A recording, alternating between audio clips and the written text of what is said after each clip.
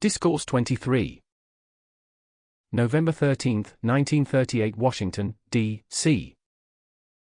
Beloved students of the light, in all that you are today, in comparison to 4 years ago, and all you will become in the next 2 years, I ask you to watch the fulfillment of your calls, earnestly and sincerely. I am sure most of you have gone far enough in the application of this great law to see what it means to you, and as you become firmer and more determined in your application, to give less and less attention to the appearance world, which is composed of but human qualities.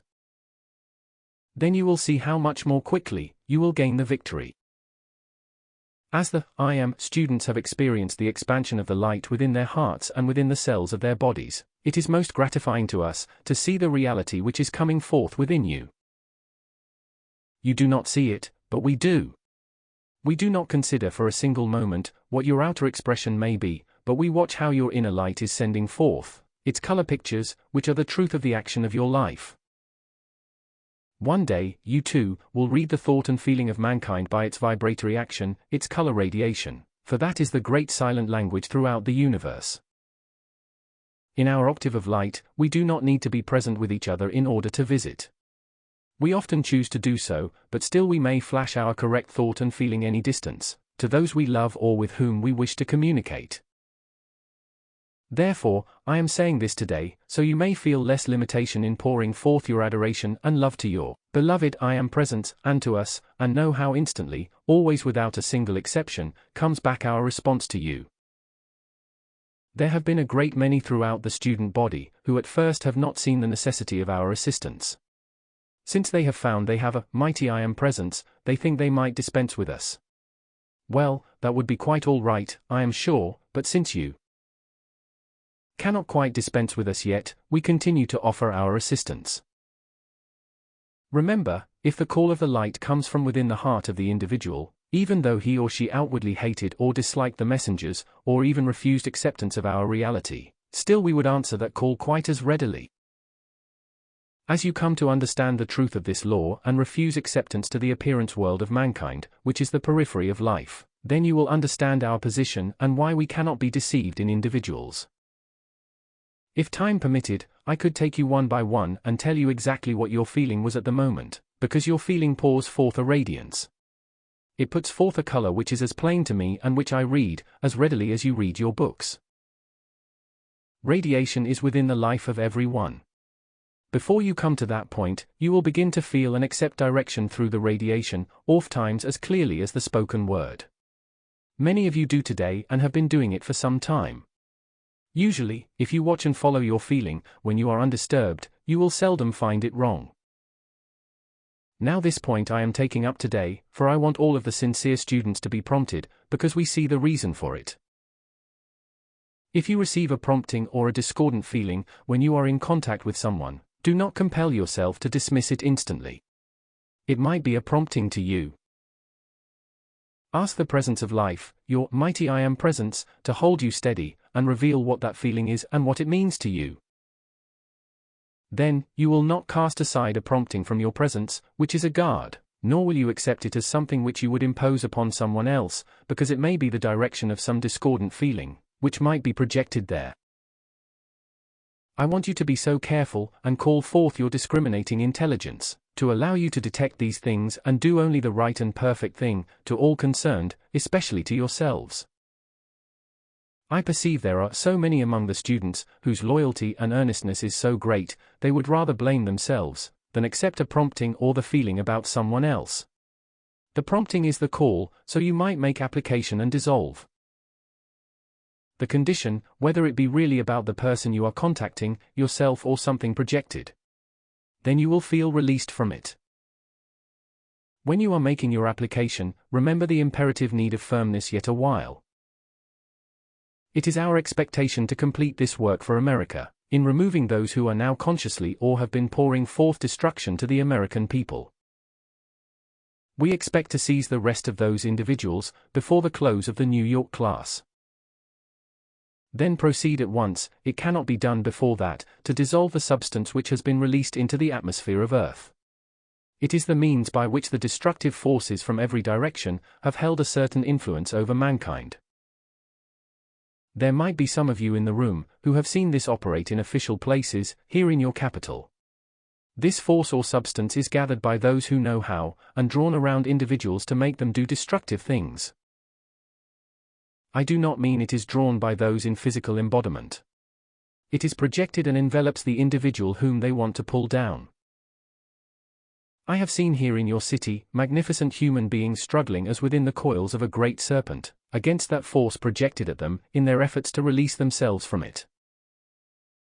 Rarely do they succeed, unless we see and give assistance, which we oftentimes do.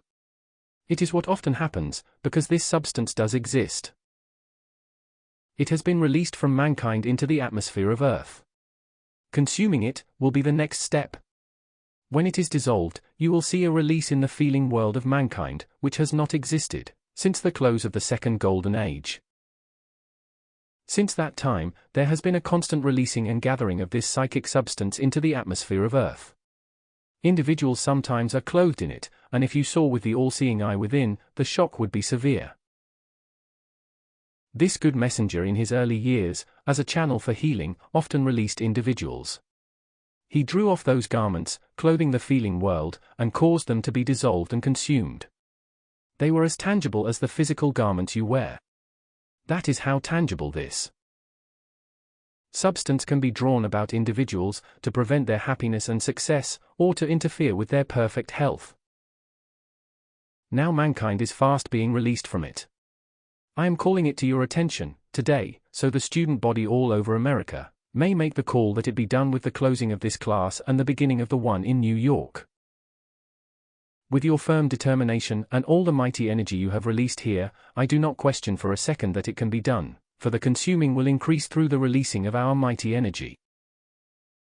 Therefore, you stand in a position today, greater than has ever been, in your hundreds and thousands of embodiments, for you are calling, you are accepting, you are acknowledging the greatest power in the universe, to save and sustain mankind. It is the power of light, which is individual's own life. You do not understand this, but throughout the ages, it has not been understood. Mankind has had no explanation, because every means was provided to keep human beings from understanding the simplicity, yet the majestic power of life. It is my privilege to wield all life's power in governing the currents of air and energy. I trust the time will come ere long, when I can take you in a classroom like this, stand before you, as I did with the students in India, before they entered the cave of light, and render to you a similar service. I am ready. I am willing. Are you? Then, let us determine to do that. It shall come about. Applause. I congratulate every one of you and the students throughout America. I congratulate the staff about the messengers for the victory, self-control and mastery all are gaining. We have been waiting for this to be complete enough, so we might do some of these things, which would give you such strength and encouragement, and settle forever in your minds, that we are real. I know a great many of you do not question it for a second, but there are others at times, don't mind if I say it, who wonder just a little. Therefore, don't wonder any more. Be sure within yourselves. Then, soon enough, will come all the proof you desire. If it had not been for the unhappy individuals who have spread such viciousness and discord among mankind, this service might have been done already, but since many of the students were not anchored sufficiently, they listened to that viciousness. It disturbed their feeling world and has caused us to withhold our presence. If firmness can be held firm enough to dismiss those things, I see no reason why we could not come and talk to you in person. May I remind you, that in your outer activity, when you become determined enough, it usually comes about, doesn't it? When you become determined enough in having our presence, visibly and tangibly, and then you give the obedience life requires, would there be anything which would stand between you and us? I think not. Remember, what Saint Germain has said to you, the only distance between you and us, is your thought and feeling. That should not be very much, should it? We want you to feel a greater closeness. You do. I am very grateful for it, for you do feel much greater closeness, that much greater reality of our presence. As you have seen and felt the activity of the radiance within the room from time to time, there cannot be any question in your mind. There is an intelligence which produces this change of vibratory action. You know quite well how the first 3 days you do not feel quite so happy, then all of a sudden, the happiness returns. If you can laugh at an appearance which suddenly comes before you and which is seemingly terrifying, you have drawn its fangs right then. Only, if it can throw fear into you, will it continue to persecute you. It is the same way with all destructive forces, whether embodied, whether a charge in the atmosphere, whether a discarnate or black magician. If they cannot produce fear in you, they leave you alone. They might watch for an opportunity to strike, but when you are firm enough and fearless enough, they will look for other fields. Since you are to be set free so soon, and no more discarnates are to be permitted to come into the boundaries of North America, you can soon forget there ever was a mention of them. Many people have been fearful, but mankind had to know of the forces and conditions under which people were laboring.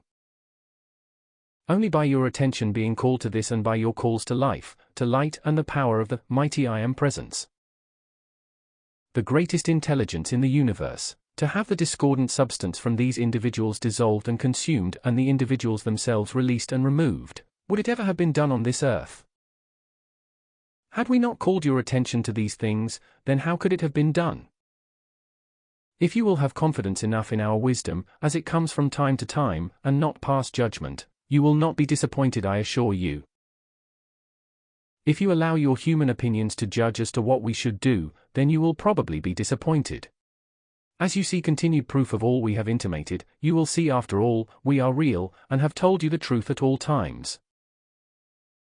In the ages past, when people sought us from the farthest corners of the earth, for this great light and wisdom, about 55% of those individuals succeeded in giving the obedience which life required.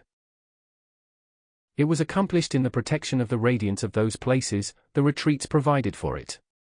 Be careful, beloved ones, in your use of the word retreat. That word really refers to those sacred sanctuaries of light, not just a place you go to in the outer world for rest. I like very much the term which many are using for the concentration of divine forces, the word sanctuary. It is very apropos for this activity and all it attracts and means to you. Your sanctuaries are each one a sacred focus of the greatest thing in the world, the mighty I Am Presence, the power of light. Therefore, as you go forth now, just stand firm and unyielding in your application, remembering that in these mighty decrees which you issue in the opening of every class, our mighty power does move into action. The forces of light move across the face of the earth and all human darkness disappears. My dear ones, that in itself is an almighty power and acknowledgement. It gives full authority for the powers of light to perform this exact service. You will never know until your ascension what that one statement and decree alone has meant for America. The great body of students, more than 600,000, have been issuing that decree, and according to the adjustment of your time, it is almost continuous throughout the 24 hours. Therefore, it means a constant release, a constant power of momentum being drawn, for that certain thing, for which it calls. When you say to all human creation, you have no power. Think what that means in the great body of students. With the power of light and energy, which goes forth, saying to all human creation, all limiting and destructive qualities, you have no power, then, you stop their action, as definitely from further interference with your world, as if you drew a wall of light. Therefore, realize that in your individual activity, the same exact power is exerted and the same results are produced. Remember this, for we are constantly prompting you, more and more, to be aware, to be alert, to these things in your application. Take notice of the results which come. Oh, so many things are occurring about you, for which you do not give credit to the presence, but the mighty decrees which you have used have produced these results. I would rather be mistaken a dozen times in my call being answered, than to miss acknowledging it once. Remember, acceptance is a powerful thing in your life, and if you will accept every little thing, as a manifestation and answer to your call to the presence, then the greater fullness will flow, flow, and flow. Until like a great river everything of a discordant nature will be swept from your world at your call. It is your application which brings such tremendous results. Had you not responded 3 years ago to this mighty application, these last 2 years the messengers would not have been here, or any of your cities in America. they beat down by their mighty application alone, the first year, every obstruction of human qualities which arose before them. Had the student body not responded by the issuing of these mighty decrees, we would have withdrawn them from the service of mankind. Therefore, as one great body of light, I consider you have practically won the victory. Go on, until every one of you stands forth in the complete freedom of your life. Any report in the future which comes concerning your nation, concerning your political situation, concerning your industrial activities, upon which all of your physical life depends, you must be ready instantly and firmly to say to that appearance, if it be limiting or discordant, you have no power. As the great body of students say that and feel it deeply, you will hold in abeyance everything which destructively affects either the government, your cities, your industries, or your transportation, until the powers of light can dissolve it. I want you to feel our absolute authority today, in your calls to the presence of life. It is imperative. Beloved ones of the capital, you have been aware of the battle you have been waging, but you only know a small part of it. By being able to stand and hold the light, it will now bring a great release to you, greater freedom and a greater rest in your mighty service to the light. Therefore, I want you to feel how we stand by watching, ready to release to the individual, as well as the great student body, whatever is required at your call, to give you health, your limitless supply, the directing intelligence and invincible protection which you require. We are your friends of light. We see far beyond that which you do, and so far as the activities of your life streams are concerned, we know far ahead many times what you are going to confront. In your decrees, did we show you how much of that which would otherwise have acted, has been prevented from acting in your life? You really would rejoice. Now let us join hands in the glory of this greater service into which we are entering, for from this day, we enter into a tremendously greater service than any thus far.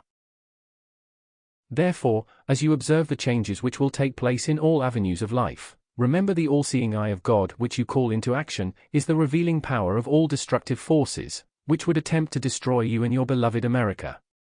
As you call it into action and then abide in the wisdom of the presence, to bring forth its full revealing power, not one thing of human creation can interfere with or prevent it. Therefore, you are moving like charmed individuals, as it were. If you can but realize it, this I Am Presence, its tube of light and its use of the violet consuming flame, will make you a charmed being, and I mean by that, untouched by any discordant destructive thing. I am sure in the pleading of the messengers, since they have been here, you have all now become firmly enough anchored in the demand for harmony maintained in your feeling, to give life its full opportunity to flood your being and world with love, happiness, strength, supply, and all good things, which will give you the ease and rest in your feeling that are needed. I urge you, not all, but some who have been using a great deal of time, to use less time in your decrees, but more dynamic energy. Make them snappy and forceful. Then go on about your business. When you return again, make dynamic powerful application. 5 minutes of that is more valuable than 25 when you are not releasing the dynamic energy. Therefore, as you come into the fuller activity of the light, you will see this, you will understand it, and by experimenting, you will see how much more time you have to do other things. Remember, to keep balanced by self-control in the outer, all that you call forth from the presence. Remember again, beloved ones, wherever your attention goes, your life is feeding into that objective. If it be perfection, it will produce greater and greater perfection for you. If it be discordant, limiting things, then you must remember, you are inviting them into your world of action. Therefore, the control of your attention means everything to you. It is not a matter of a momentary fixing upon something. You can withdraw it and put it back where it belongs. Then say to that appearance where it momentarily rests, you have no power. Then you stop that force acting, the moment your attention goes to it. And so prevents it coming back on your life stream to enter your world. My dear ones, you cannot observe a thing, you cannot turn your attention anywhere, you cannot let your feeling go forward, without your own life stream of energy feeding into that objective. Then, think what a most unfortunate thing it is, when people are angered at each other or really hate each other. Look what you are doing to life. The stream of light which goes forth, your life, to a person, carries destruction like dynamite into the world of the individual, and for all of that you are responsible. It never pays. You know the statement you have made so many times, crime never pays. It never could. No destructive action of any kind ever gains anything but more of its kind. Therefore, I say to you beloved students, be firm, be strong in your application, and unyielding in your determination to have perfection, but you cannot have it if you allow destructive qualities or feeling to act and go forth charging your life stream. I am sure you do not keep yourselves aware of this enough. If you sent forth, or in other words, generated 30% of an activity of destruction or feeling to an individual, 10% of that feeling would go forth like a rocket if it were violent anger or hatred. And you would retain 20% in your own feeling world of what you generated. It is approximately the proportion acting in a lot of the conditions which you generate. What a pity it is that individuals do not want to understand these great simple laws which would bring such freedom to them. Yet they cannot have it unless they give obedience to this law. Keep yourselves reminded constantly of these requirements, and you will have no trouble in your application and having its answer. Remember, any destructive feeling which goes out to persons, places, or conditions from anyone is destruction sent out to life, for life is acting through every individual. If the individual requalifies that or sends it forth in wrong action, life is not responsible in any way, but you are responsible for its misuse. After all, coming back to the fundamental, the principle underlying all disturbance, all destructive qualities sent forth, is but disobedience and destruction of life. The unfortunate thing is that it does not always stop with the person, place or condition into which it is directed. It is so far-reaching beyond your fondest imagination that it does not pay anyone to allow himself or herself to be influenced, to send forth one discordant destructive feeling. I urge you, notice. I say, I urge you, to give this cosmic law obedience, and see then how quickly you will be lifted into conditions you could scarcely imagine today. I tell you frankly, the matter of calling forth your supply is one of the smallest items in the experience of mankind, and the reason individuals do not have it at their call is because they are not harmonious enough. Unbeknownst to themselves, they keep requalifying their life energy and it becomes repulsion instead of attraction. The old statement made so long ago, stand in the light and draw to yourself your OWN, is one of the greatest statements, one of the greatest truths, because if you will stand in the light of your mighty I Am presence, in a wholly harmonious environment, you will draw to yourself your own and in great limitless abundance. I thank you with all my heart for your kindly attention and for receiving what I have been able to give you today, anchored within your feeling world. Remember, when you are tempted to believe something has power to influence you, remember myself anchored within your feeling world in the liquid light, which I have projected into your feeling world. Do you think anything could harm me? That is a part of myself in your world for your blessing. Does that make it clearer to you? In my endeavor to serve you, I have anchored within your feeling world a part of myself, by which I may act there at any time to serve you. I hope, if you want my presence to act there, you know the law and will be harmonious. If you are not, it means you do not care to have me. Therefore, I will wait, even though I am there in your feeling world, still must I wait. I could force myself through your inharmony, but you do not understand, such a thing would not be wise. Sometimes the students have called forth with great intensity. Make me do the thing I should do. Well, that is a kindly invitation, but since the law of your life is the governing power, it would hardly be correct for us to take command of you, but you can rest assured since this has been given to you, we will do all your life stream permits, to assist you quickly into the full victory. It reminds me today, of our many experiences at Chananda's home in India, for you are giving us the same attention, the same feeling as though you were there. That means everything. One day, when we are able to show you the light rays projecting from ourselves, we will show you how we govern the light as a consuming activity, or as a creative activity. I long for it. I long to give you all that would give you strength and encouragement, and could never be changed again, but you must make the effort, beloved ones. I cannot just take your responsibility and project a sufficient force to repel everything you meet. Your application and strength must bring you to the point where you are untouched by any discordant thing or suggestion. We are giving you tremendous help to do it. Will you do this and not forget it for a single day? Keep yourselves reminded, it is my golden substance in your world which I release to give you help. Then you will feel, I am there and no thing in the outer world can harm or limit you in any way. Remember, the mighty victory has projected his substance of victory into your world. The goddess of liberty has projected her freedom. These might sound like words to you, but to us they are qualities acting within your feeling world. To the degree you accept them, keeping your outer mind reminded of it, will you find its greater and greater power acting and serving you. Therefore, in the fullness of the light which beats your heart and gives you action, I charge you with invincible power, to take command of your mind and body, to give you its perfect self-control, its perfect harmony, its invincible protection, its mighty directing intelligence. And to hold you so steady in the harmony of itself, that its directing intelligence flows like a river, sweeping everything, all suggestions before it, and you move in the pathway of light, feeling the full power of its achievement in everything required, in the service you wish to give. Stand in the fullness of your presence, God the mighty I Am, in the light of God that never fails, and draw to yourself your own. I thank you.